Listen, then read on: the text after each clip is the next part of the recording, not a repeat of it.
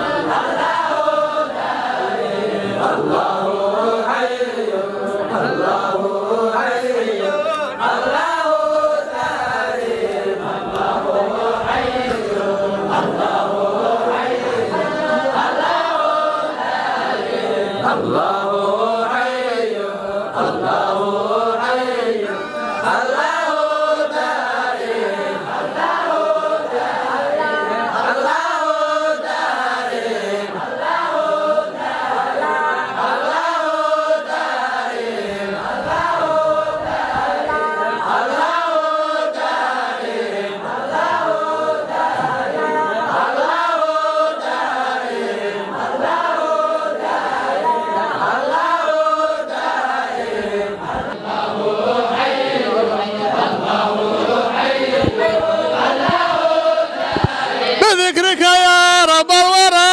نتنعم وقد خاب قوم عن سبيلك قد عموا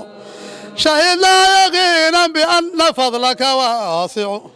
الله حي الله حي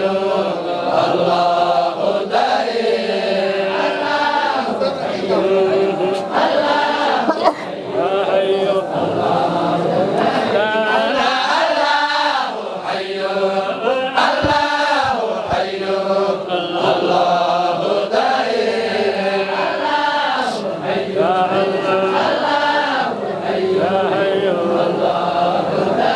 culimada jamaacatu Sheekh Daawud Culusow ayaa gabagabada dikriga kadib waxa ay u duceeyeen sheekha. aad aan u jeclayn sheekha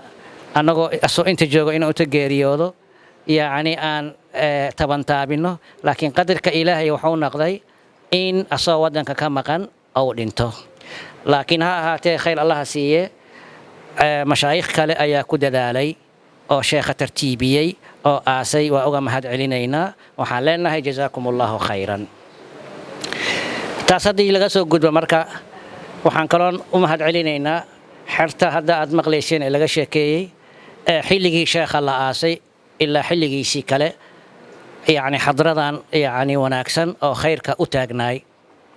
saacad kasta markii la gaaro inta xalqada la joojiyay loo ducaynayay sheekha, ayagana waa u mahad celinaynaa juhdigaas ay bixiyeen. waana xaq lagu leeyahay, xaq lagu lahaay waaye. waxay ku tabaruceen ma aan Sheekh Suufi Xareed يعني xerta xaq weyn uu ku leeyahay. oo ogtiin wuxuu kamid ahaa guddiga oo jamaacadu ay u xil saartay inay duceeyaan, oo jamaacada u duceeyaan, ummadda u duceeyaan, muslimiinta ay u duceeyaan. marka asiga iyo asxaabtiisa guddiga kamid ah in badan annagoo laga yaabo inaan iska hurdayno, ayadoo laga yaabo inaan adduunyadayna raacanayno ay noo ducaynayeen. marka qofka sidaas kugu dadaalayay haddii tiisi ay gasho oo daartan faaniyada uu ka tago, waa adigana xaq lagugu leeyahay inaad maalintaada marka adaa ka dambeeya aad yani aad u ducaysid kuna dadaashid. inta la sameynayena waa intaas maahina wax kaloo maanta la sameeyay meesha ma yaalaan. sheekha khayr Allah siiyo Suufi Xareed muddo dheer ayaan isnaqiinay, muddo dheer ayuu wuxuu kamid ahay jamaacada, wuxuuna ahay tiir kamid ah xaqiiqatan jamaacada tiirarkeeda ayuu ahaa. intaas aan naqiinay waxaan ku naqiinay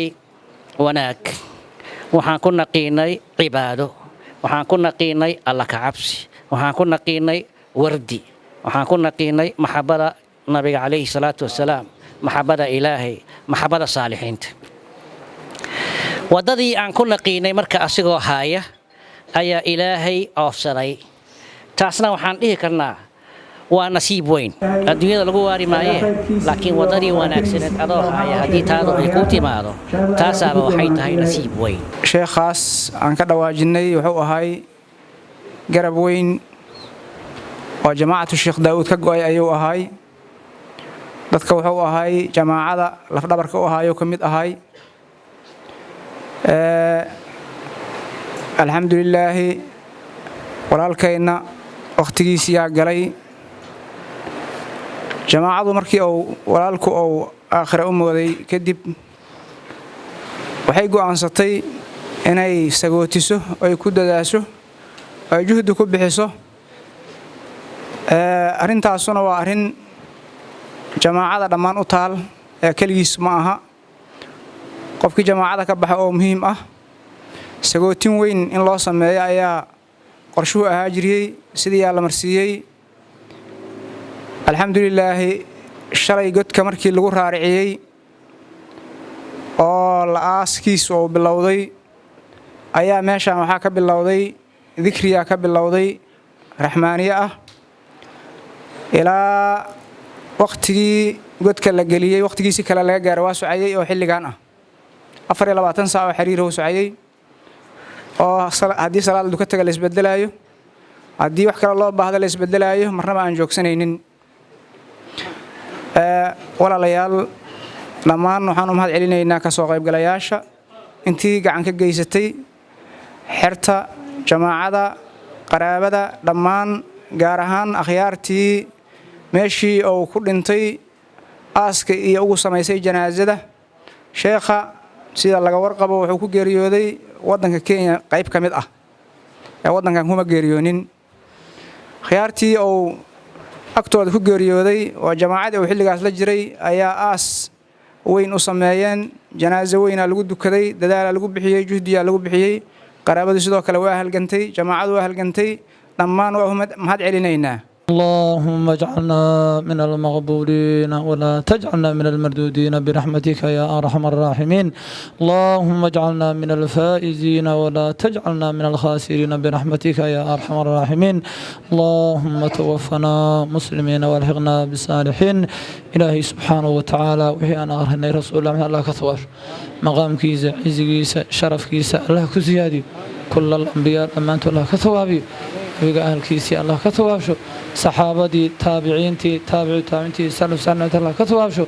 والدينتي الله كثوابشو معلمينتي الله كثوابشو مشايخنا الله كثوابشو إلهي سبحانه وتعالى وحي راسر هذا الله وزيادي وحي نسك الله كغاضو إلهي سبحانه وتعالى مرحومك أخوانك كغيريودي محمود أحمد حريد سيادك الله كدافو الله له وحان أخرنا قرآن لهاي توحيد لهاي صلي لهاي صدق لهاي إلهي سبحانه وتعالى سيادك الله كدافو سيادك الله كدافو حسناتك الله كزيادي قبرك سبير بيرها جنات كمد الله وديقو أخوانك قلغالي كددالي إلهي سبحانه وتعالى سيئاتك الله دافو حسناتك الله زيادي وحي جعيهن خير الله سي وحي شرك كحجاب دول قال هذا جوانا إلهي سبحانه وتعالى شرط الله كحفظي أخوانك انت جهد يسوع بحشي هذا أي بالله تهنا إلهي سبحانه وتعالى رضاء الرحمن الله كوارزق رضاء الرحمن الله كوارزق رضاء الرحمن الله سيدا شيخا ayaa sii socon doonto waxaana la sii akhrin doonaa khayraadyo kale iyo sidoo kale quraaman ayada oo la rajaynayo in jamaacadu ay ku soo khatinto tacsiyadan dikri dhafar iyo banaanbax ah sida caadada u ah jamaacada mar waliba oo uu geeriyoodo sheekh sidan oo kale Cumar Kaartay warbaahinta nasiixatu diiniya Muqdisho ma jeceshahay muddo kooban inaad ku barato barashada Qur'aanka Kariimka iyo hingaada Carabiga ma doonaysaa inaad ku barato shariicada Islaamka qaybaheeda kala duwan hab fudud oo casri ah waxa intaas diyaar kula ah adiga oo jooga gurigaaga iyo goobtaada shaqada macadka barashada Qur'aanka Kariimka ah iyo culuumta sharciga ee Nuurul Huda ka faa'iideyso oo ka mid noqo bahda macadka Nuurul Huda kala xiriir wixii faahfaahin ah ciwaanada shaashada idinkaga muuqda